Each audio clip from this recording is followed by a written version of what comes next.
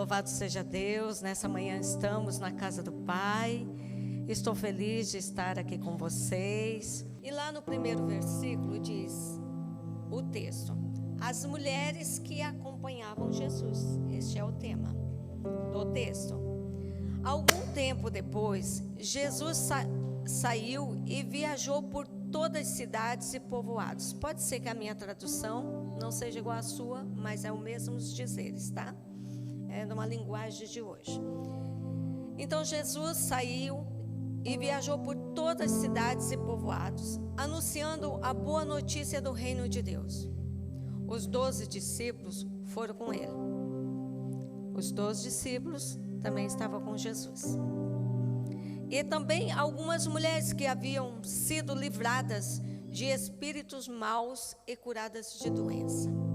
Algumas mulheres, mas não mulheres curadas. Não mulheres que já eram curadas, mulheres que foram curadas pela presença de Jesus. E essas mulheres, elas tinham os espíritos maus, eram curados de doenças. E era ela Maria, chamada Madalena, de quem tinha sido expulso 7 demônios. Joana, a mulher de Cusa, que era o alto funcionário de governo de Herodes. E Susana e muitas outras mulheres que com os seus próprios recursos ajudavam Jesus e os seus discípulos. Então, quando eu vejo essas mulheres aqui seguindo Jesus, eu vejo assim um espírito de gratidão. Porque lá no finalzinho diz que ela com seus próprios recursos ajudavam a Jesus e os seus discípulos. Elas investiam no ministério, elas seguiam Jesus, elas investiam com aquilo que elas podiam fazer, porque o coração estava grato. E é um motivo maior que essas mulheres seguiam Jesus, é porque elas foram libertas, curadas, restauradas. E as pessoas que são tocadas por Jesus, automaticamente ela é grata por tudo que Jesus fez. Nós vemos que muita gente tem esquecido daquilo que Deus tem feito. Existe a memória longa e a memória curta. A memória curta é aquela assim, eu pergunto teu nome, eu te conheço, eu vejo a cor da tua blusa, daqui a pouco eu saio, eu lembro, mas daqui uns dias eu vou esquecer. Agora a memória longa é aquela que a gente nunca esquece, e é isso que a igreja do Senhor tem que ter. A memória longa, não aquela do esquecimento, mas aquela que lembra sempre como é. Conduzir um carro, nadar, isso você não esquece. Talvez falta um pouco de treino, mas você não esquece. Isso está aqui na sua memória. Se você pular no rio, você consegue nadar. E a palavra de Deus tem que ser assim com a gente. Ela não pode sair do nosso coração. Ela tem que estar constantemente na nossa vida. Sempre lembrarmos daquilo que Deus tem feito na nossa vida, daquilo que Deus está por fazer na nossa vida. E essas mulheres lembravam, até o ponto que eu voltei um pouquinho o texto atrás, quando eu li lá no capítulo 7, que eu vou trabalhar esses 2 capítulos, tá? Jesus na casa de Simão, o fariseu. Então nós olhamos lá na frente, as mulheres seguindo Jesus, o motivo delas seguirem. Foi o primeiro texto que eu li, as mulheres que seguiam Jesus. Agora você volta um pouquinho no texto, atrás você vê Jesus na casa de Simão. E com isso, queridos, eu quero trazer 4 lições que nós aprendemos com Jesus na casa de Simão. 4 lições que nós podemos tirar com a presença de Jesus na casa. Amém? Vamos ver então? Essa é a Rosa, eu prego dessa maneira, tá? Sim, vai dando glória a Deus aí. Amém. Então lá no capítulo 7, no versículo 36, diz que um dia um fariseu convidou Jesus para jantar. E Jesus foi até a casa dele e sentou-se para comer. Naquela cidade, uma mulher de má fama, ela soube que Jesus estava jantando na casa do fariseu. E então pegou um vaso de perfume e foi até aquela casa e ficou aos pés de Jesus por trás, e ela chorava. E as suas lágrimas molhavam os pés dele. Então ela os enxugou com os seus próprios cabelos. E ela beijava os pés de Jesus e derramava o perfume que estava na mão dela sobre os pés de Jesus. Quando o fariseu viu isso, pensou assim: se este homem fosse de fato um profeta, saberia quem está tocando nele, e que essa mulher é uma pecadora. Jesus disse ao fariseu: Simão, tem uma coisa para lhe dizer.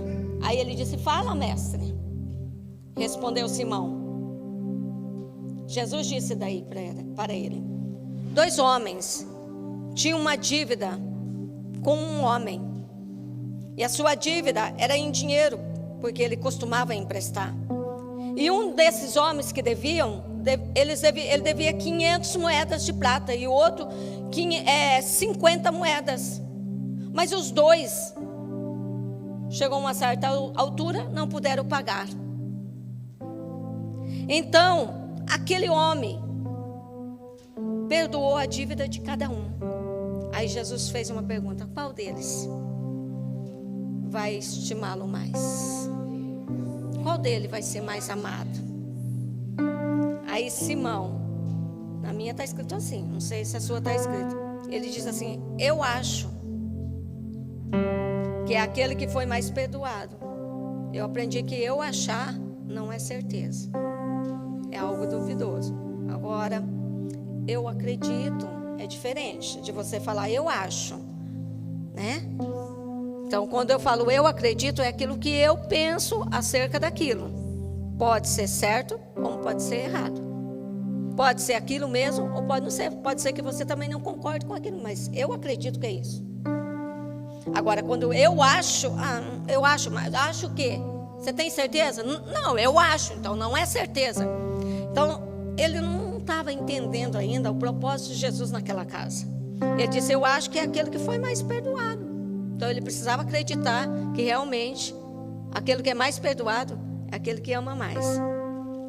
Então, Jesus disse, virou-se. Aí Jesus falou com Simão. Aí depois, a Bíblia diz que ele virou-se para quem? Para a mulher. Aí então Jesus virou-se para a mulher lá no 44, tá? E disse a Simão: olha para você ver a atitude de Jesus, é nisso que eu quero trabalhar com você. Você está vendo essa mulher? Quando eu entrei aqui, você não me ofereceu água para lavar os meus pés. Porém, ela lavou com as suas lágrimas e enxugou com os seus cabelos. Você não me beijou quando eu cheguei. Ela, porém, não para de me beijar os meus pés desde que eu entrei. Você não pôs azeite perfumado na minha cabeça, porém ela derramou o perfume nos meus pés. Eu afirmo a você, então, que o grande amor que ela mostrou prova os seus muitos pecados que já foram perdoados. Mas onde pouco é perdoado, pouco amor é demonstrado. Conseguiram encaixar um pouquinho o versículo, os capítulos do capítulo 8, os versículos anteriores com esse? O porquê que aquelas mulheres estavam aos pés do Senhor Jesus, andando com Jesus, servindo Jesus? Porque elas amavam Jesus pelos seus muitos pecados que foram perdoados, pelo aquele grande amor que foi derramado. E quando nós vemos para esse texto, nós vemos assim que Jesus fez aqui 3 coisas visuais que nós podemos observar. Ele observa toda a casa, ele observa Simão, a quem convidou ele, depois ele olha para a mulher e direciona-se para a mulher. Então Jesus dá a primeira voz de comando. Então ele olha para 3 pontos: os convidados que estão na casa, para Simão que o convidou, e para a mulher que não foi convidada, mas estava lá presente, e ele dá duas vozes de comando. A primeira voz de comando foi para Simão. A segunda foi para a mulher. Mas entrando na primeira voz de comando, que nós que devemos aprender, a primeira lição que nós devemos aprender, que é valorizar a presença de Jesus na casa. A Bíblia diz que Jesus não habita em templos construídos por mão humana. O pastor falou aqui, me perdoa, porque nós estamos arrumando. A gente já sabe, a gente já chegou, olhou e viu assim, está em obras. E a gente se alegra, porque é uma igreja que vai ficar linda, né? Tem melhoria, né? Mas a gente quando entra aqui, quando nós entramos com o nosso coração gratos, a gente não se preocupa com o vaso, com aquele arranjinho que está lá no cantinho. A gente preocupa em abrir o nosso coração para o dono da casa entrar no nosso coração. Se ele não habita em um templo construído por mãos humanas, então onde que ele pode habitar? Dentro de nós. Então quando Simão chamou Jesus para jantar na casa dele, ele fez um convite para Jesus. Quantos que já foram convidados para jantar na casa de um amigo, do pai, da tia? E a gente acredita que aquele convite é porque alguém está abrindo as portas da nossa casa, da casa dele, para a gente sentir comunhão, né? Participar da intimidade, porque na minha casa, é onde estão as minhas intimidades com meus filhos, onde eu vou falar com liberdade. E quando eu me sentar à mesa com os meus filhos, ali nós vamos compartilhar em família. Mas quando eu trago alguém para dentro da minha casa, com certeza, eu vou estar abrindo a porta das minhas intimidades. Ele vai saber qual é o sofá da minha casa, quais talheres que eu coloco na mesa, como que eu recebo em casa, se eu sou uma boa cozinheira igual a Vanusa ou não, né? Se eu coloco a mesa tão linda igual ela, com todos os pratos e os guardanapos, vão saber como que é o meu convívio lá dentro. Aí eu tenho uma história de Rose bem rápido, e prometo a vocês que eu não posso talvez eu não cumpra, né? Mas eu vou prometer para vocês que eu não vou demorar nos meus comentários, porque eu tenho assim a história de Rose, que eu conto as minhas histórias. Um dia eu estava morando num apartamento, saí dele e fui para outro apartamento. E eu fui para a locação. Saí do meu apartamento, que eu comprei, que Deus me deu, e fui para outro apartamento lá em Maringá, no Paraná. E quando eu saí, eu falei, eu vou reformar meu apartamento, porque quando eu comprei ele é grande, é 126 metros.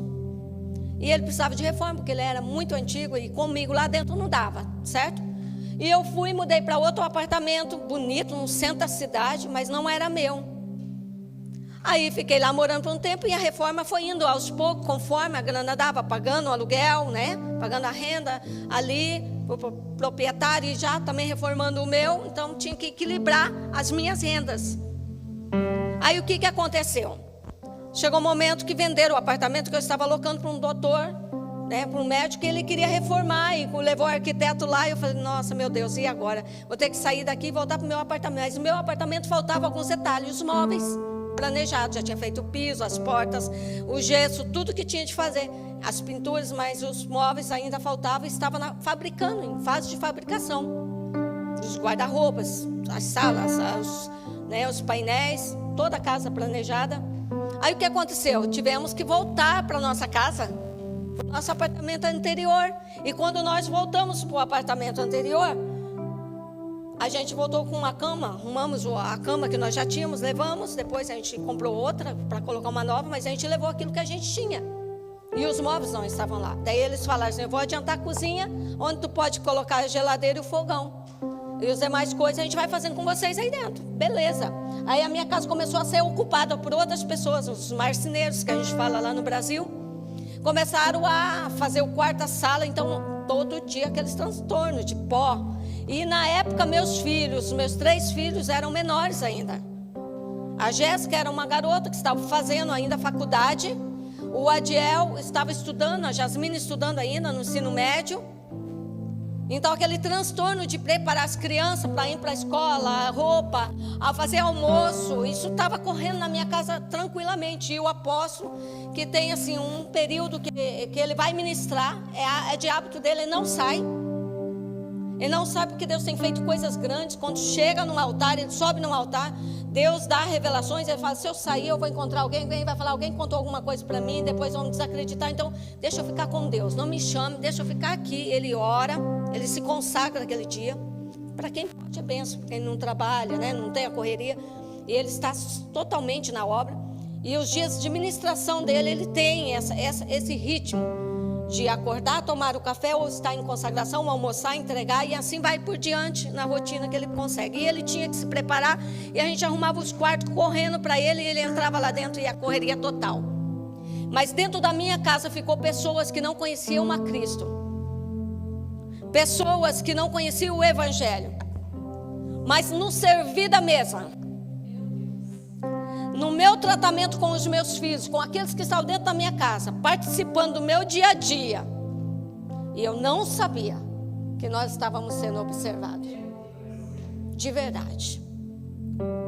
Chegava 1, 2, 4 marceneiros, e lá fazia toda a bagunça. Eu servia o mesmo almoço, o mesmo café que eu servia para os meus filhos, era o mesmo café que era servido para todos. O almoço não era feito em quantia menor, mas era feito para todos. Se eles almoçavam ali ou não, eu não queria saber, mas que tinha ali para eles, tinham. O café da tarde, para eles também, que é o pequeno almoço de vocês aqui. Mas aconteceu o seguinte, amados, passou por toda aquela reforma, acabou-se, muito obrigado, né? Aí ficou maravilha o apartamento.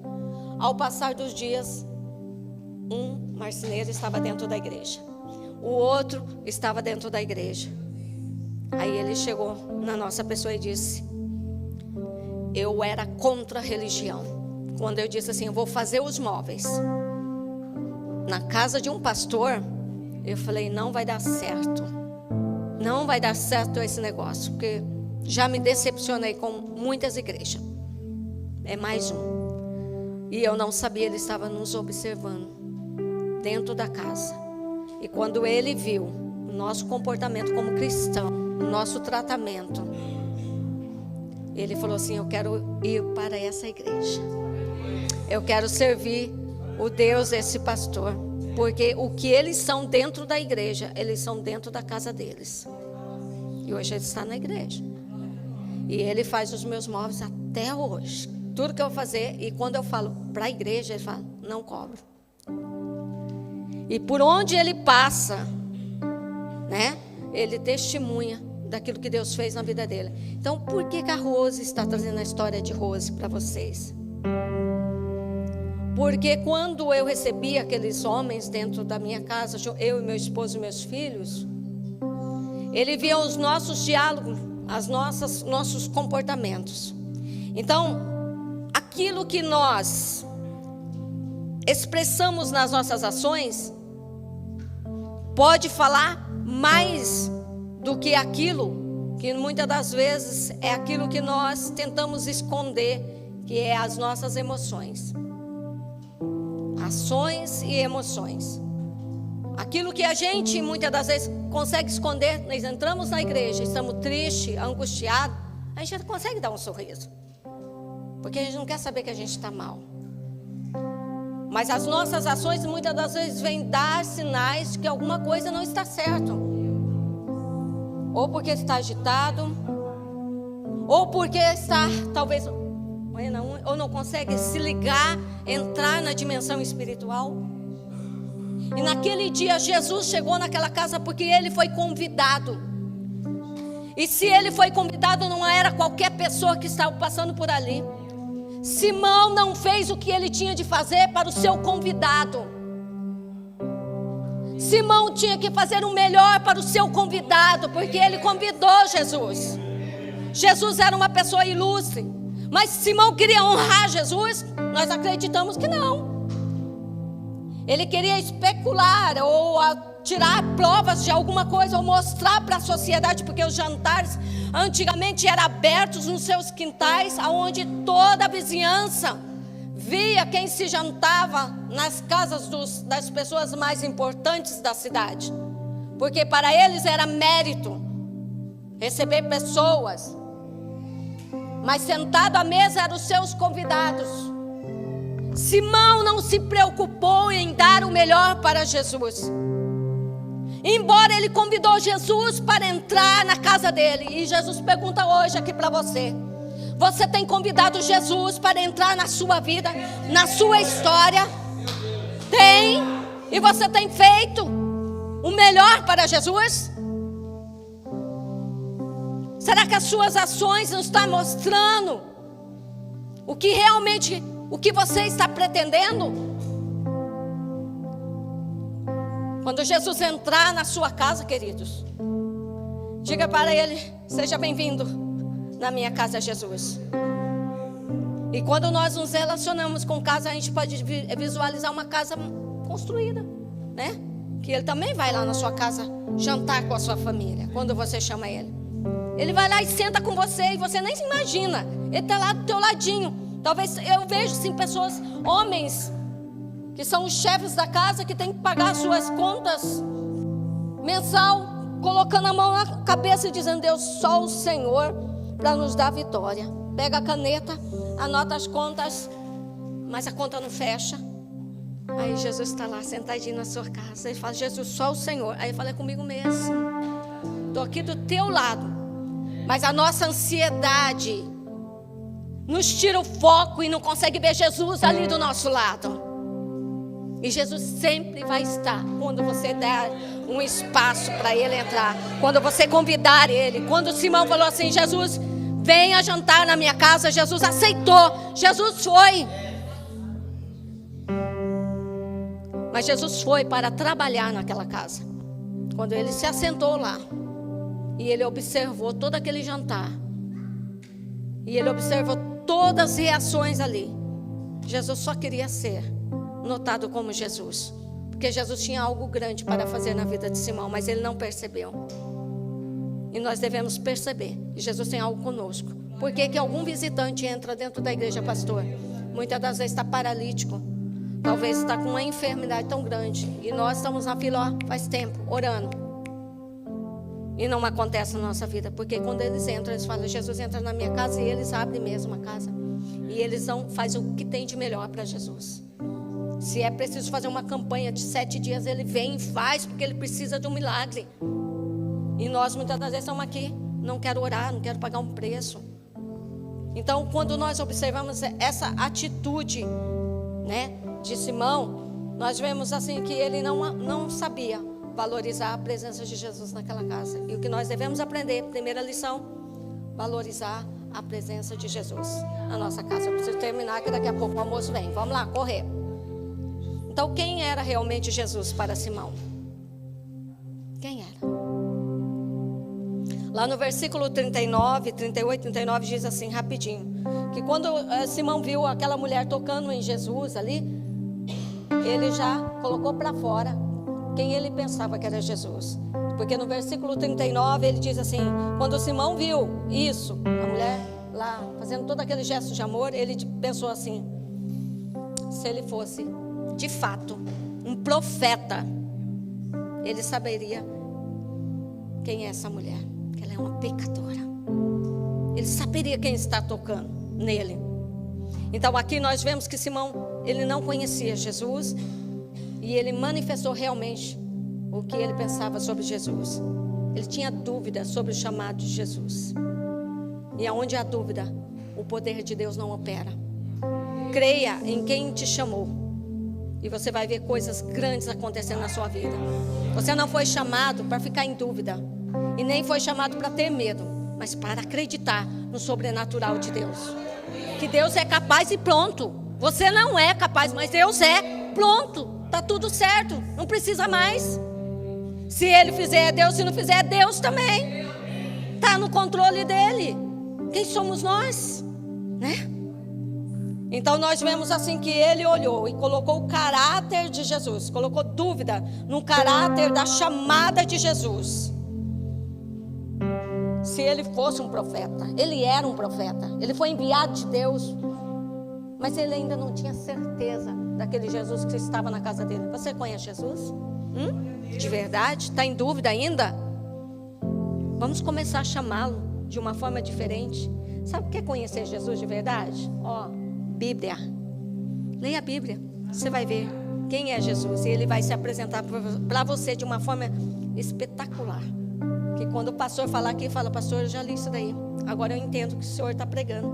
Porque na faculdade, pastor, quando nós vamos fazer direito, eles dão uns livros para a gente ler, e uns livros assim, pequenininhos assim, sabe? Quem fez direito ou conhece esse curso, é pequenininho, é muita leitura. Aí eles falam: lição de casa, o livro de tal fulano, de tal ciclano, não é? Aí você vai para casa e lê.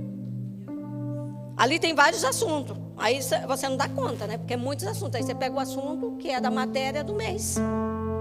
Aí quando você vai para a sala de aula, eles vão lecionar para você. Daí você fala: aquele autor escrevia isso. O conceito daquele, porque eles vão passar vários conceitos. Aí você vai se basear num conceito. Eu tinha uma professora de Código Penal, de processo penal, e eu tive um professor também. E um acreditava que de uma forma e tirava o conceito de um autor, e ele não concordava. A outra concordava com aquele autor que escrevia aquele livro, com a ideia dele, do conceito dele, mas discordava do professor, do outro professor. Aí eu fui fazer a prova do professor, tirei 10, porque o meu conceito se encaixou com o dele, com o livro dele, me encaixei. Que o homem não pode fazer justiça com as suas próprias mãos, né? E a outra tinha que colocar no xadrez e mandar mesmo. E era um outro conceito de penalidade. Aí eu fui fazer a prova no outro semestre da professora que tinha um outro conceito. Eu não tirei nota muito boa, não. Porque meu conceito, da forma que eu li, o livro que eu li, que foi indicado, me levou, conduziu para um raciocínio. Então, a palavra de Deus é isso, quando você medita nela. Quando você convida Jesus para estar na sua casa, não é estar só na igreja. Aqui é a casa de Deus, aqui é o lugar que nós reunimos para nós aprendermos a palavra de Deus. Mas quando nós executamos isso, nós estamos valorizando a presença de Jesus na nossa casa, e a gente vem para cá para aprender. Já falou a palavra, já li, né? A irmã citou lá, né? Para onde eu irei? Acho que é João 6, 40 e pouco. É um versículo da minha Bíblia. Senhor, para onde eu irei? Somente o Senhor tem palavra de vida. Quando ela disse, eu falei: eu já li, é de Deus. Eu sabia até dizer a próxima frase. Isso é gostoso. É você conectar com o reino de Deus na terra. Partiu para frente, em nome de Jesus.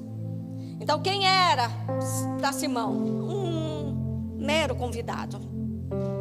Aí Jesus olha para ele e fala assim: eu sei o que você está pensando. Eu vi tudo.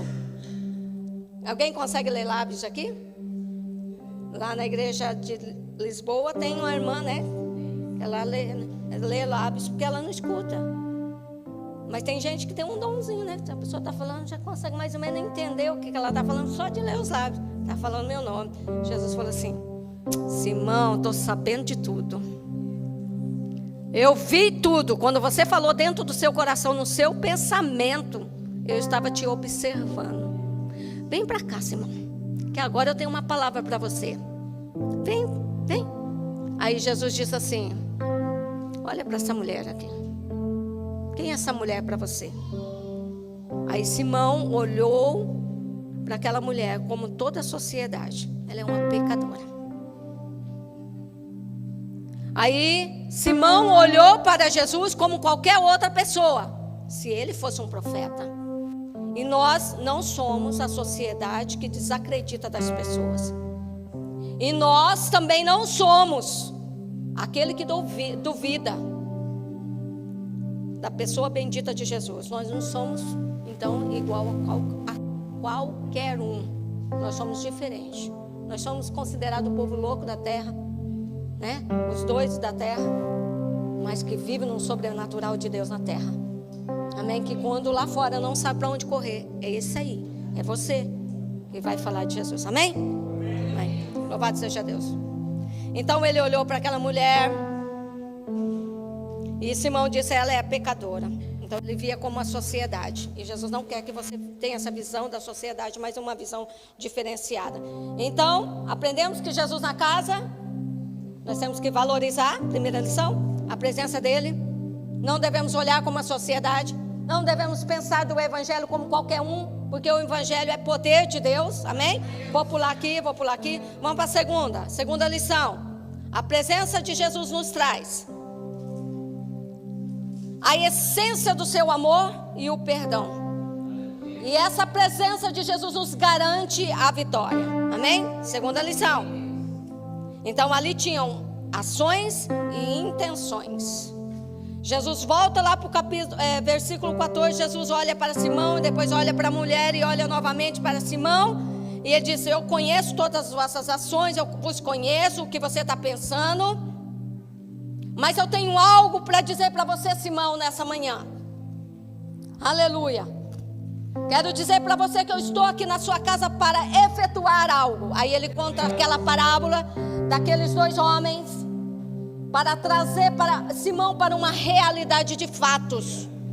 Quando ele diz que um devia 500, outros devia 50, mas existia ali um perdão para os dois. Então ele estava dispondo que o perdão não é só para um. Não era só para aquela mulher pecadora, porque ela tinha muitos pecados. Ela era vista pela sociedade com muitos pecados.